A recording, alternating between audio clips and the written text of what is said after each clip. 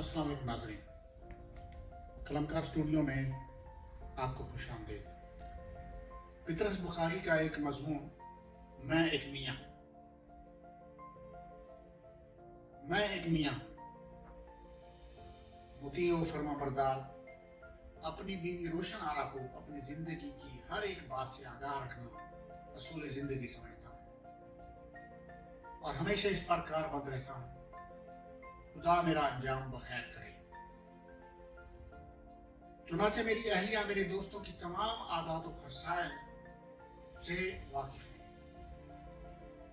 जिसका नतीजा ये है कि मेरे दोस्त जितने मुझको अजीज हैं उतने ही रोशन आरा को बुरे लगते हैं। मेरे अहबाब की जिन अदाओं ने मुझे महसूर कर रखा है, उन्हें मेरी अहलिया एक शरीफ इंसान के लिए बैसे जिल्लत समझती है। आप कहीं ये न समझ लें कि खुदा न खास्ता वो कोई ऐसे आदमी हैं जिनका जिक्र किसी मुअज़्ज़ज़ मजमा में ना किया जा सके।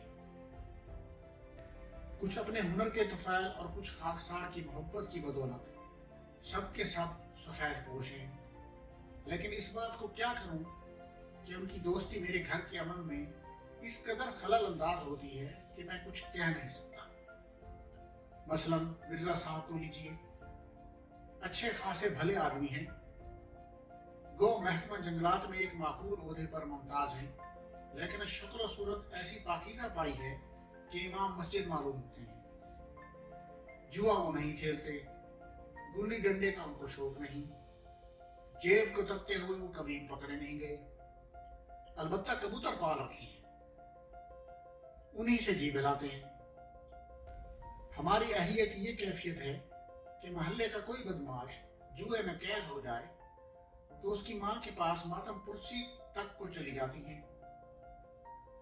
गुली डंडे में किसी की आंख फूट जाए तो मरहम पट्टी करती रहती हैं। कोई जेब कतरा पकड़ा जाए तो घंटों आंसू बहाती हैं। लेकिन वो बुजुर्ग जिनको दुनिया भर की जुबान मिर्जा साहब कहते हुए नहीं थकती, हमारे घर में मुए कबूतरबाज के नाम से याद किए जाते हैं।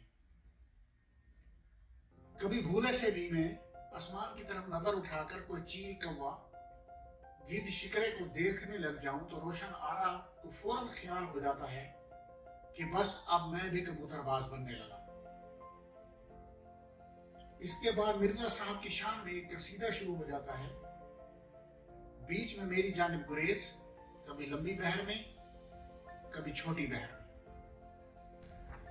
लेकिन हाल ही में मुझ पर एक ऐसा सानेहा गुजरा है कि मैंने तमाम दोस्तों को तर्क कर देने की कसम उठा ली है। 3-4 दिन का जिक्र है कि सुबह के वक्त रोशन आरा ने मुझसे मेके जाने की इजाजत मांगी। जब से हमारी शादी हुई है, रोशन आरा सिर्फ 2 दफा ही मेके गई है, और फिर उसने कुछ ऐसी सादगी और इज्जत से कहा कि मैं इनकार न कर सका। कहने लगी तो फिर मैं 1:30 बजे की गाड़ी से चली जाऊं। मैंने कहा और क्या। वो झट तैयारी में मशगूल हो गई और मेरे दिमाग में आज़ादी के ख्यालात में चक्कर लगाने शुरू कर दिए। यानी आप बेशक दोस्त आएं, बेशक उधम मचाएं, मैं बेशक गाऊं, बेशक जब चाहूं उठूं, बेशक थिएटर जाऊं। शाम बड़े लुत्फ में कटी।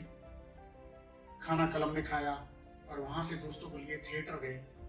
रात के 2:30 बजे घर लौटे। तकिए पर सर रखा ही था कि नींद ने बेहोश कर दिया। सुबह आंख खुली तो कमरे में धूप लहरें मार रही थी। घड़ी को देखा तो 11:15 बजे थे। हाथ बढ़ाकर मेज से एक सिगरेट उठाया और सुलगा कर तश्तरी में रख दिया और फिर ऊँघने लगा। 11 बजे अमजद कमरे में दाखिल हुआ और कहने लगा, हुजूर हजाम आया है। हमने कहा यहीं बुला लाओ। ये ऐश मुद्दत बाद नसीब हुआ कि बिस्तर में लेटे लेटे ही हजामत बनवा ली। इत्मीनान से उठे और नहा धोकर बाहर जाने की तैयारी करने लगे, लेकिन तबीयत में वो शगुफ्तगी ना थी जिसकी उम्मीद लगाए बैठे थे।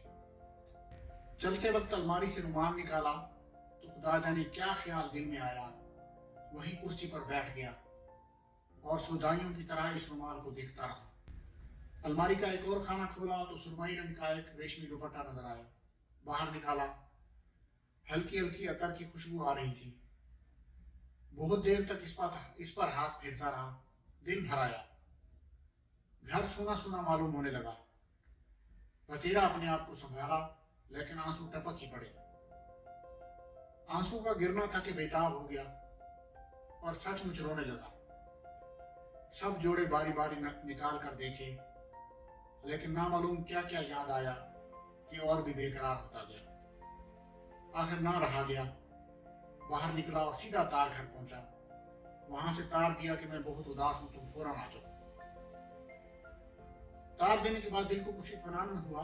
यकीन था कि रोशन आरा जिस कदर जल्दी हो सकेगा आ जाएगी। दूसरे दिन दोपहर को मिर्जा के मकान पर ताश का मार्का गर्म था।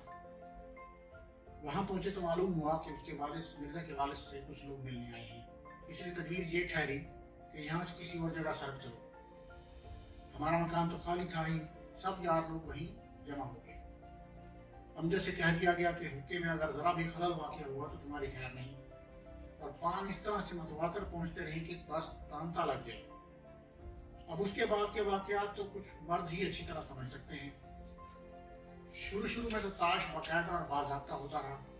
जो खेल भी खेला गया बहुत माकूल तरीके से, कवायद ज़वाबित के मुताबिक और मतानत और संजीदगी के साथ। लेकिन 1-2 घंटे के बाद कुछ खुश तबई शुरू हुई। यार लोगों ने एक दूसरे के पत्ते देखने शुरू किए। ये हालत थी कि आंख बची नहीं और एक आध काम का पत्ता उड़ा नहीं, और साथ कह के उड़ने लगे। 3 घंटे के बाद ये हालत थी कि कोई घुटना हिला हिला कर गा रहा है, कोई फर्श पर बाजू दे के बजा रहा है, कोई थिएटर का एक आध मज़ाहिया फिक्रा लाखों दफा दोहरा रहा है, लेकिन ताश बराबर हो रहा। थोड़ी देर बाद धूल धप्पा शुरू हुआ। इन खुशफेरियों के दौरान में एक मस्करे ने एक ऐसा खेल तजवीज कर दिया जिसके आखिर में एक आदमी बादशाह बन जाता है, दूसरा वजीर, तीसरा कोतवाल, और जो सबसे हार जाता है वो चोर। सबने कहा वाह वाह क्या बात कही है। एक बोला कि आज जो चोर बना उसकी शामत आ जाएगी। खेल शुरू हुआ। बदकिस्मती से हम चोर बन गए। तरह तरह की सजाएं तजवीज होने लगी।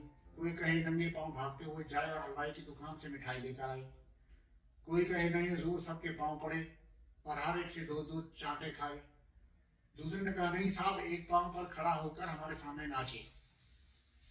आखिर में बादशाह सलामत बोले हम हुक्म देते हैं कि जो चोर को कागज की एक लबूतरी सी नोकदार टोपी पहनाई जाए और उसके चेहरे पर स्याही मल दी जाए, और ये इस हालत में अंदर से जाकर हुक्के की चिलम भर कर लाए। सबने कहा क्या दिमाग पाया हजूर ने, क्या सजा तजवीज की है, वाह वाह। हम भी मजे में आए हुए थे। हमने कहा तो हुआ क्या, आज हम हैं कल किसी और की बारी आ जाएगी। निहायत खंदा पेशानी से अपने चेहरे को पेश किया। हंस हंस कर वह बेहुदा सी टोपी पहनी, एक शान इस्तगना के साथ चिलम उठाई और जनाने का दरवाजा खोलकर बावर्ची खाने को चल दिए, और हमारे पीछे कमरा कहकों से गूंज रहा। सैन पर पहुंचे ही थे कि बाहर का दरवाजा खुला और एक बुर्का पोश खातून अंदर दाखिल हुई। मुंह से बुर्का उल्टा तो रोशन आ रहा, दम खुश्क हो गया, बदन पर एक लर्जा सा तारी हो गया, जुबान बंद हो गई। सामने वो रोशन आ रहा जिसको मैंने तार देकर बुलाया था कि तुम फौरन आ जाओ, मैं बहुत उदास हूँ और अपनी ये हालत के मुंह पर स्याही मली है, सर पर वो लबूतरी सी कागज की टोपी और हाथ में चिलम उठाए खड़े हैं, और मर्दाने से कहकों का शोर बराबर आ रहा है। रूह मुंजमद हो गई और तमाम हवास ने जवाब दिया। रोशन आरा कुछ देर चुपकी खड़ी रही और फिर कहने लगी, लेकिन मैं क्या बताऊं क्या कहने लगी। उसकी आवाज तो मेरे कानों तक जैसे बेहोशी के आलम में पहुंच रही थी। अब तक तो आप इतना जान गए होंगे कि मैं बजाते खुद अजहद शरीफ वाक़ हुआ हूं।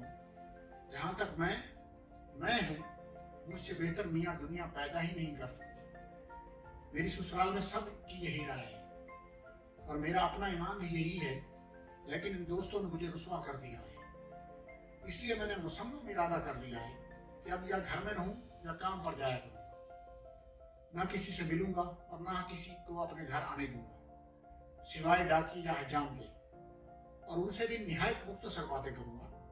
खत है, जी हाँ, दे जाओ चले जाओ, नाखून तराश दो भाग जाओ, बस इससे ज्यादा कलाम नहीं करूंगा। आप देखिए तो सही